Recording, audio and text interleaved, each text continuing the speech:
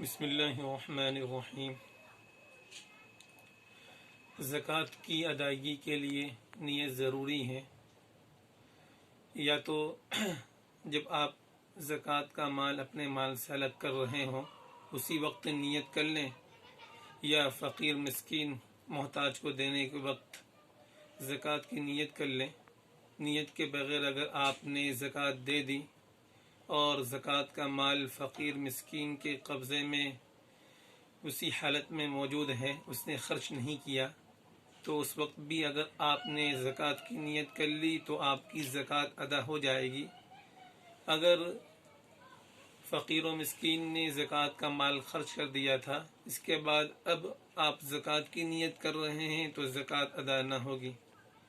اسی طرح زکوٰۃ میں تملیک یعنی ضرورت مند جن کو آپ زکوٰۃ دے رہے ہیں ان کو مالک بنانا بھی ضروری ہے، مال پر ان کا قبضہ کرانا ضروری ہے۔ بغیر مالک بنائے قبضہ کرائے زکوٰۃ ادا نہ ہوگی۔ اس لیے اس بات کا خیال رکھیں کہ اگر آپ کسی وکیل کے ذریعے سے، اپنے کسی رشتہ دار کے ذریعے سے کسی غریب فقیر کسی بیوہ تک زکوٰۃ کا مال پہنچا رہے ہیں تو جب تک ان کے قبضے میں وہ مال نہ پہنچ جائے اس وقت تک آپ کی زکوٰۃ ادا نہ ہوگی۔ زکوٰۃ ہم کن لوگوں کو دے سکتے ہیں؟ اس سلسلے میں قرآن پاک کی آیت ہے، مصارف کو بیان کیا گیا ہے۔ انما الصدقات للفقراء، پہلے نمبر پر فقراء ہیں جو صاحب نصاب نہ ہو، ان لوگوں کو زکوٰۃ دی جا سکتی ہے جو صاحب نصاب نہ ہو، جن پر زکوٰۃ واجب نہ ہو۔ دوسرے مساکین ہیں جن کے پاس کچھ بھی نہ ہو، کسی چیز کے مالک نہ ہو۔ اسی طرح والعاملین علیہا، اسلامی حکومت کے اندر جو کارندے زکوٰۃ کے وصول کرنے کے لیے مقرر ہوتے ہیں انہیں بھی زکوٰۃ دی جا سکتی ہے۔ وہ فی الرقاب، اسی طرح اب یہ جو مصرف ہے فی الرقاب یعنی غلاموں کا، یہ مصرف اس زمانے میں نہیں ہے۔ اس کے بعد ہے والغارمین علیہا، جو لوگ مقروض ہیں، قرض دار ہیں اور قرض ادا کرنے کے لیے ذاتی مالیت اور رقوم ان کے پاس نہیں ہے تو ان کی قرض کی ادائیگی کے لیے آپ زکوٰۃ کے مال سے ان کا تعاون کر سکتے ہیں۔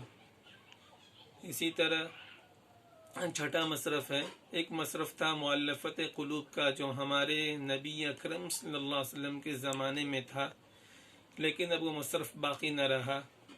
اسی طرح زکوٰۃ کے مال سے جو مجاہدین ہیں وہ غریب ضرورت مند ہوں تو سامان جہاد کی تیاری کے لیے ان کو زکوٰۃ کی رقم سے ان کی مدد کی جا سکتی ہے۔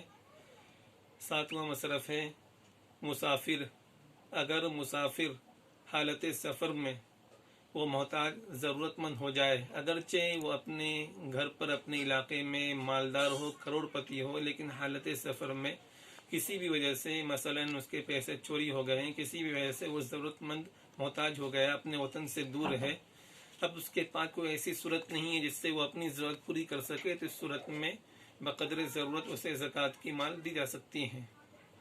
یہ مصارف تھے زکوٰۃ کے، ان میں سے ہم جسے چائے دے سکتے ہیں۔ اور یاد رکھیے مدارس کے اندر زکوٰۃ دینے میں دوہرا اجر ہے۔ اس میں ایک تو جو غریب فقیر مسکین محتاج طلبہ چونکہ وہاں تعلیم حاصل کرتے ہیں، ان میں آپ کی زکوٰۃ ادا ہوتی ہے، زکوٰۃ ادا کرنے کا ثواب ہے۔ دوسرا یہ کہ اس زکوٰۃ کے مال کے ذریعے سے اگر آپ مدارس کا تعاون کریں گے تو اس میں دراصل آپ علم دین کی اشاعت اور دین کی اشاعت کے ساتھ ساتھ دین کی تحفظ میں بھی تعاون کر رہے ہیں، تو دو ثواب ہے، ایک تو زکوٰۃ کی ادائیگی کا، دوسرا دین کی اشاعت کا، دین کی حفاظت کا بھی ثواب کو ملے گا۔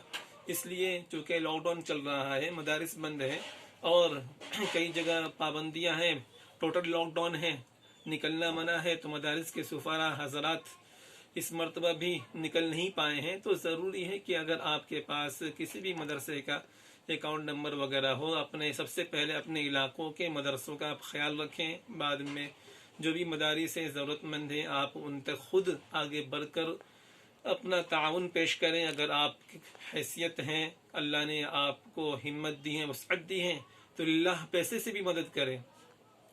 اور یاد رکھیے زکوٰۃ کا مال، اس میں ایک قاعدہ ہے کہ اپنے اصول کو اور فروع کو آپ نہیں دے سکتے. اصول سے مطلب یہ ہے کہ اپنا جو اپنی زکوٰۃ ہے اس زکوٰۃ کو آپ اپنے دادا پردادا اوپر تک انہیں نہیں دے سکتے. اسی طرح اپنی اولاد، اولاد کی اولاد، انہیں بھی آپ زکوٰۃ کا مال نہیں دے سکتے. لیکن جو آپ کے ان کے علاوہ جو رشتہ دار ہیں، آپ کے بھائی ہیں، آپ کے بہن ہیں، آپ کے چاچا ماما، خالہ پھوپھی، ماموزاد بھائی بہن، پھوپھوزاد بھائی بہن، اسی طرح دیگر رشتہ دار وغیرہ، اگر یہ ضرورت مند ہیں، غریب ہیں، مسکین ہیں، محتاج ہیں، تو سب سے پہلے ان کا حق ہے آپ انہیں زکوٰۃ کے مال سے تعاون کریں. بہتر تو یہ ہے کہ آپ اللہ مال سے تعاون کریں. کم از کم یہ ہے کہ آپ ان کو زکوٰۃ کا مال دیں. ان میں آپ کو دوہرا اجر ملے گا. ترمذی شریف کی حدیث ہے، رسول اکرم صلی اللہ علیہ وسلم نے ارشاد فرمایا، مساکین پر، فقراء پر صدقہ کرنا، اس میں صرف صدقہ کرنے کا ثواب ہے، ایک صدقہ ہے، اور اپنے رشتہ داروں پر صدقہ کرنے میں دو ثواب ہیں. ایک تو صدقہ کرنے کا، دوسرا صلہ رحمی کا، رشتہ داری کا خیال رکھنے کا.